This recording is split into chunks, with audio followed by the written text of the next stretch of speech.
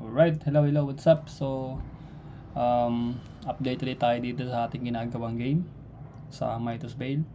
Bali, itong game na to is single player lang kasi meron din tayo ginagawa na multiplayer.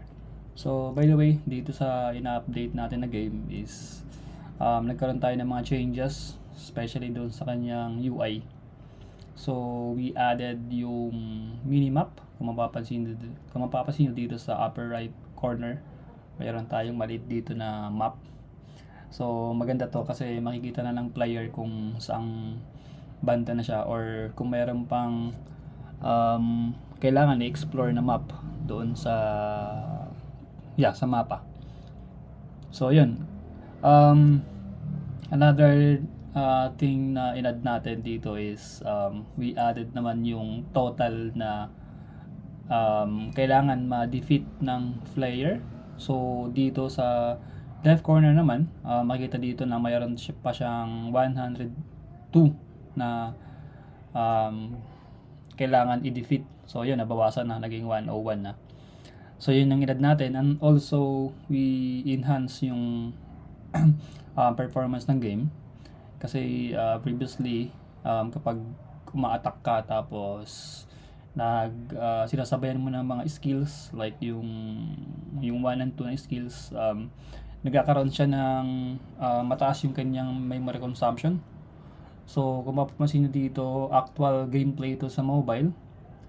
So yun, dati kasi ang nangyayari dito is yun nga pag nagkakasabay nagkakaroon ng mataas na memory consumption, so naglalag yung game.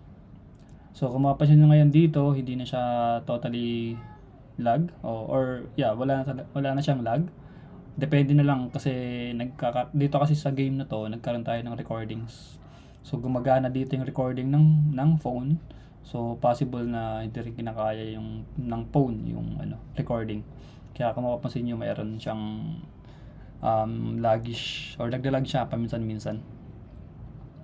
And also yung inad rin natin dito is pinalitan natin yung coins na UI or yung assets ng coins.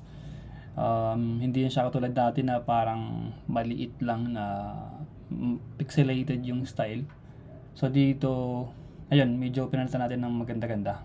And another na inad natin dito is in-update natin yung UI ng mapa, yung maps, tapos nilagyan natin ng background, inayos natin yung mga impurities ng tile map.